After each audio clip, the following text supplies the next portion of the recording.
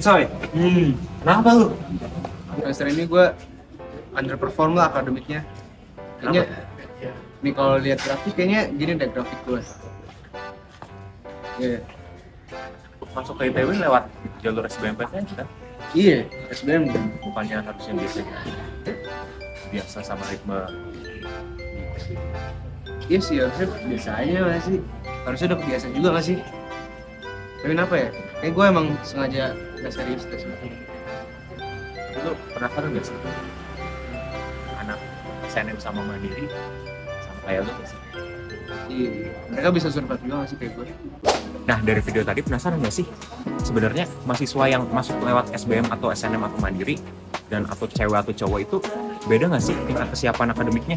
Yuk, simak hasil penelitian kami dalam menganalisis pengaruh jalur masuk ke ITB dan gender terhadap tingkat kesulitan mahasiswa teknik industri 2022 dengan menggunakan analisis statistika ANOVA. Nah, sebelumnya kita harus breakdown dulu nih, kira-kira faktor apa aja sih yang mempengaruhi tingkat kesulitan mahasiswa TIMR di ITB ini.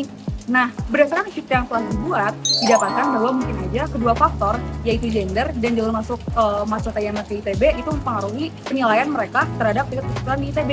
Nah, tingkat kesulitan itu sendiri bisa didapatkan dari mempertimbangkan tingkat enjoyability, workload, dan juga kognitif mahasiswa selama masa perkuliahan.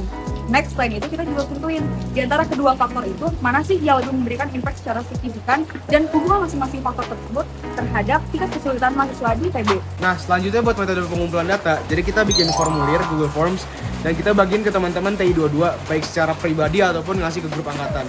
Nah, di forms ini ada beberapa pertanyaan seperti nama, habis itu kita kasih pertanyaan tentang gender. Selanjutnya kita kasih pertanyaan masuk jalur lewat mana. Dan yang terakhir kita kasih pertanyaan soal tingkat enjoyability, workload, dan kognitif yang memacu ke bagian gimana semester mereka, susah apa enggak. Nah, dengan skala 1 itu enggak sulit dan 10 itu susah banget. Dan kita ngasih 4 pertanyaan karena udah 4 semester yang kita laluin.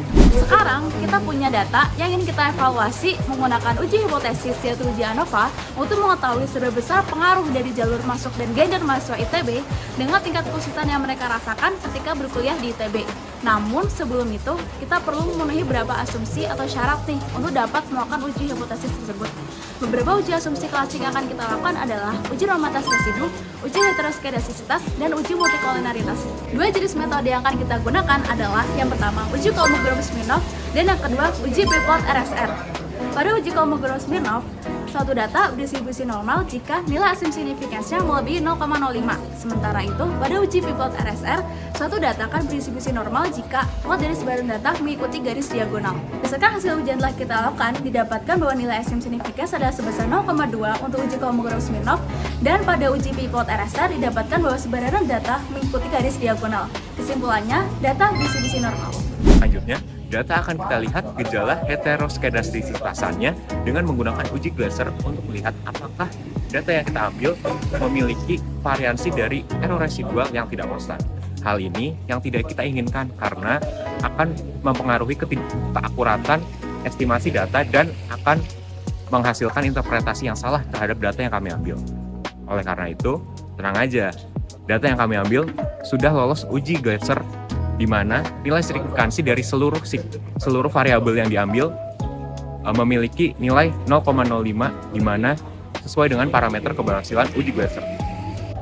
Next, untuk mengetahui hubungan antar faktor yaitu gender dan juga jalur masuk dilakukan uji multikolinaritas dengan kriteria yaitu jika nilai VIF lebih dari 10 atau toleransi kurang dari 0,1 maka terjadi multikolinaritas antara faktor-faktor tersebut.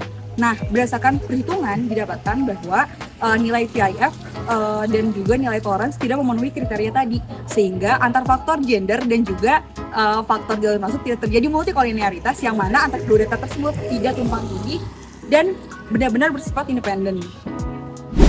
Nah, setelah semua asumsi tadi telah dipenuhi, maka kita dapat langsung melakukan two-way ANOVA test untuk melihat pengaruh ataupun kontribusi variansi dari variabel independen terhadap variabel responnya.